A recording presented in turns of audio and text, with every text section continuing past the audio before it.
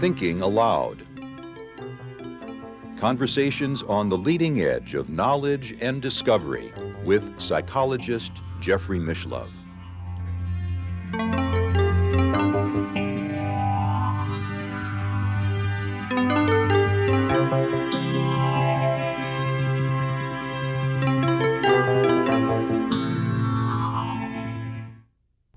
Hello and welcome. I'm Jeffrey Mishlove. Our topic today is the light inside the dark.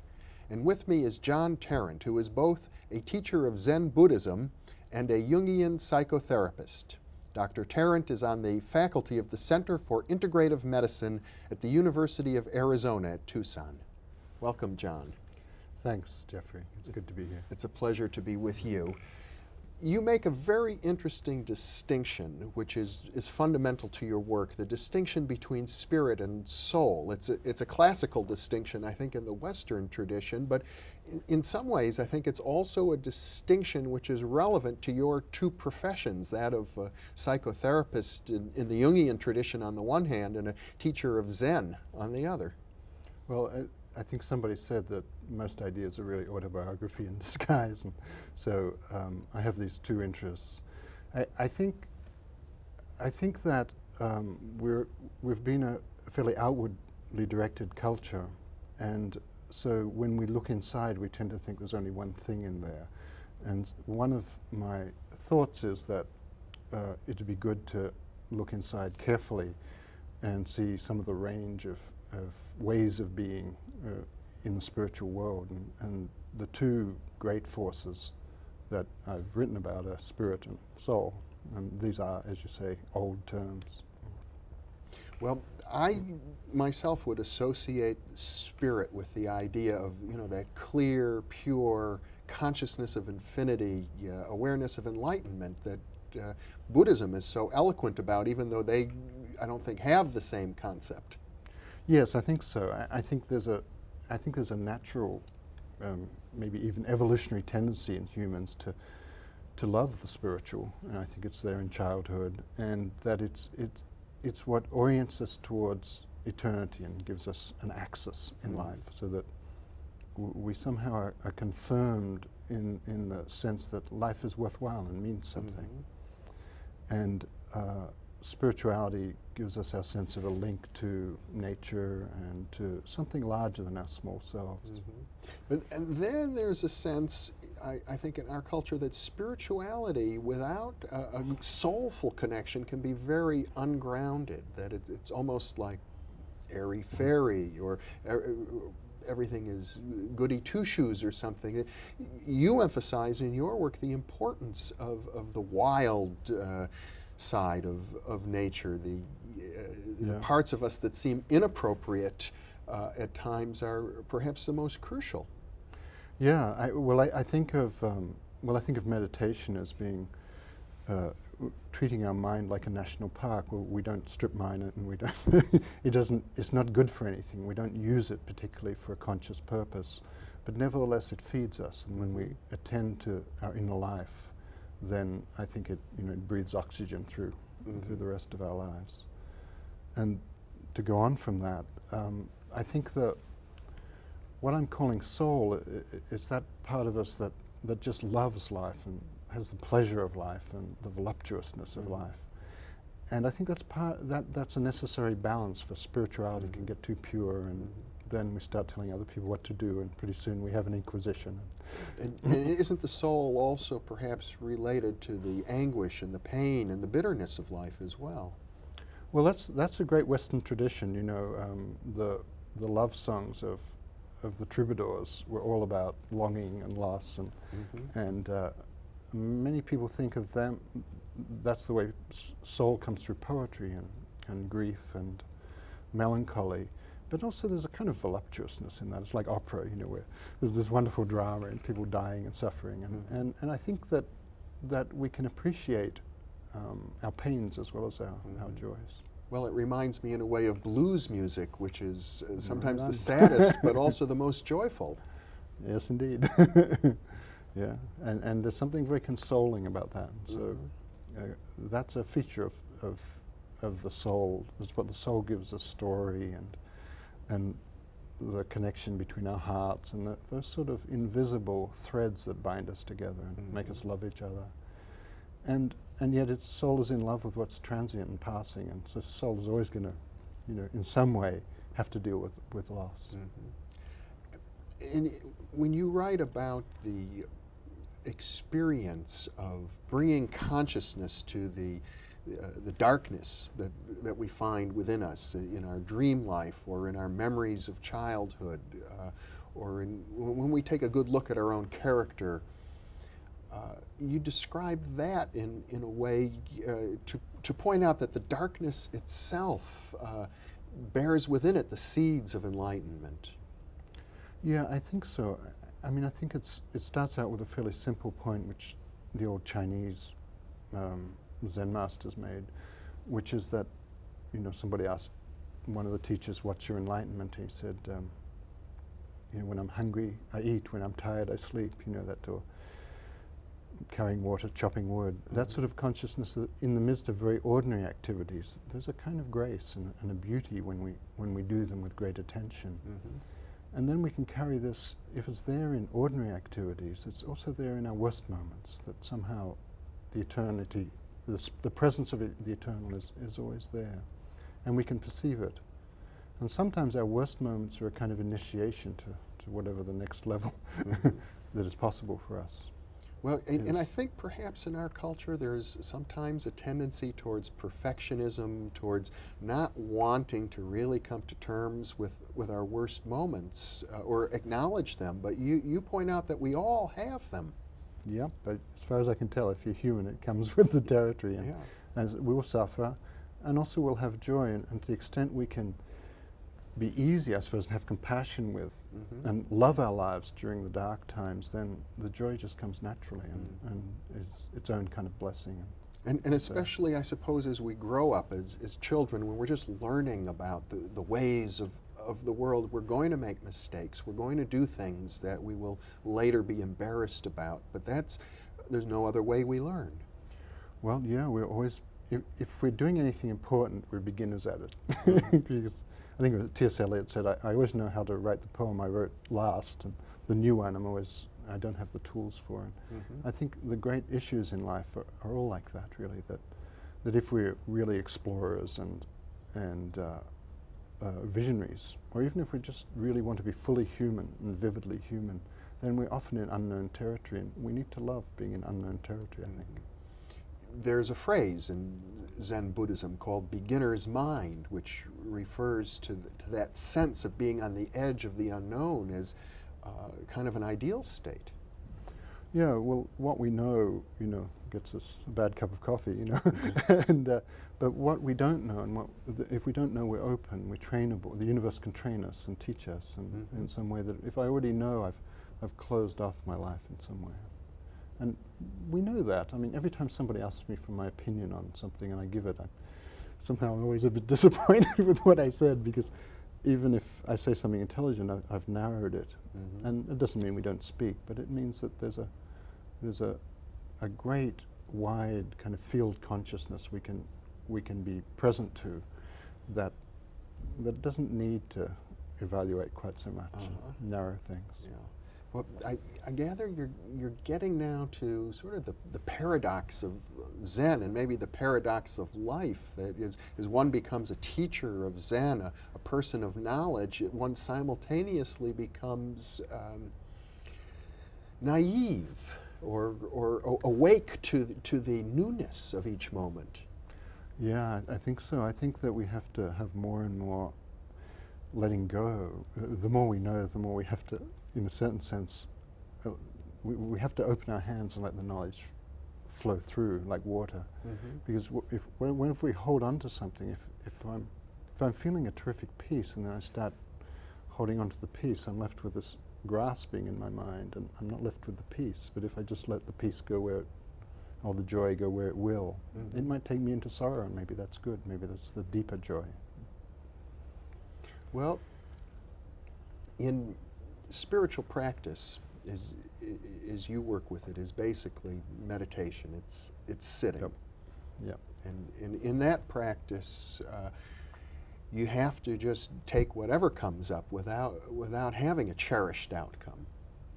Yeah, I think a good meditation practice is not really a set of beliefs. I'm not even sure it's anything to do with religion. It's a kind of set of operating instructions, and we just do it. We sit down and, let's say we're using the breath for concentration. We sit down and breathe, and if we have a great idea, there's plenty more where that came from. We keep breathing, and if we feel sorrow and grief, we keep breathing. And so in a certain sense, that insane persistence allows us to navigate through difficult times, good times, and have a kind of balance. It's like surfing, I suppose. Yeah. There's a wonderful story in your book, and I hope I pronounced the name correctly. I think the Zen master was called Hakuin. Yeah. And could you tell that story about the young child? Oh, yeah. This is a great story about beginner's mind. Yeah. Hakuin was, he was in training. This was before he was a famous Zen master. He was an unknown spiritual seeker. And he was living in a little village, and he'd go off to a temple and have interviews about his spiritual practice. But he didn't live in the temple because he was a rather rebellious sort, and he lived in the village. And a few houses up from him, there was a young girl. Hakuin didn't know she was part of his story, but she was, because she was pregnant. And sooner or later, this came out, even though she tried to conceal it. And her parents pressed her and pressed her. Who is the father? Who is the father? As if that would help. And finally she said, "It's that monk down the road." And so when the child was born, the parents took it down to Hakuin, and they came rushing through his door in his little hut, meditator's hut, and said, "Here, it's your baby. You have it. You raise it. It's your fault. Take it." And he said, "Oh, is that so?" And he took the baby. And so his life really changed, because he had really become a monk to get away from life, in a way, I suppose, and have pure thoughts and be a meditator. And here he has to go around and beg for food and milk for the baby. And nobody wants to give food or money to him, because, look, you can see what his morals are like. And so that became his meditation, looking after the baby, cleaning the baby, having the baby wake him up when he wanted to sleep, things like that. And then the young girl began to suffer without her baby, and finally she said it wasn't him, actually, it was Akira, the fisherman next door. And so the parents, with the same sort of attitude of mind, came hurtling into Hakuin's hut and said, "We're so sorry, it wasn't you after all. We'll take the baby now." And Hakuin said, "Oh, is that so?" And handed the baby back. So I think you're pointing to there's a kind of sense of limpid equanimity there. That, whatever comes up, maybe we don't know if it's good or bad. Maybe the fact that he had to look after this baby and be despised and humiliated, maybe gave him the kind of compassion that made him great later, and made him able still to speak to us after a couple of 100 years. Now, as a Jungian therapist working with people, exploring their dream life, for example, I mean, people come to therapy because they're in anguish, and I guess it's the job of the therapist to be sort of a guide to go with that soul, sometimes down to the pits of hell, and to witness, to be with people in that kind of a state. And out of that comes what Jung would call psychological integration. Yes, well, I think this is the one of the great Western contributions, is to value the inner life and to think, well, even if we can get lost in it and can be very messy sometimes, it's got a value. And so I think one of the beautiful possible movements of the inner life for us is to integrate that Western concern with soul and the underworld and the dreams and so on, and which are really transient, passing things, but they give life its beauty. And to integrate that with the vast perspective you can get from the spiritual traditions and the meditative methods of the East. In your book, the light within the dark, you refer quite a bit to Dante's Inferno. Yeah. And I particularly noticed the section in which Dante began writing about Purgatorio, the place where the soul gladly takes on the burdens of the punishments of purgatory, because it's seen as a way to work towards something higher. Well, I think that, everybody, Sophocles said, we must suffer to grow wise. It's like one of the truisms that we suffer, and yet every time I suffer, I tend to take it personally and think, why me, why now, which is Job's question. You know? And I think Dante shows some of the stages that at first we're just stripped away, we're stripped down and we become naked and we resist, and then at some stage we have to surrender to the fact that I'm suffering, even if I think I shouldn't be, or it's not fair, or even if I think I did something terrible, I'm just suffering. And that in a certain sense purifies us and reduces us, and it takes away all our clever opinions and gives us beginner's mind, I suppose. And usually the way out of suffering is something to do with compassion, opening the heart. And as you said, Dante has a lovely thing in his Purgatory where people suffer really the same way the souls in hell do, but they suffer willingly for the sake of purification and for others. And somehow that makes a difference. There's an old Asian story that in hell and heaven are the same place, really.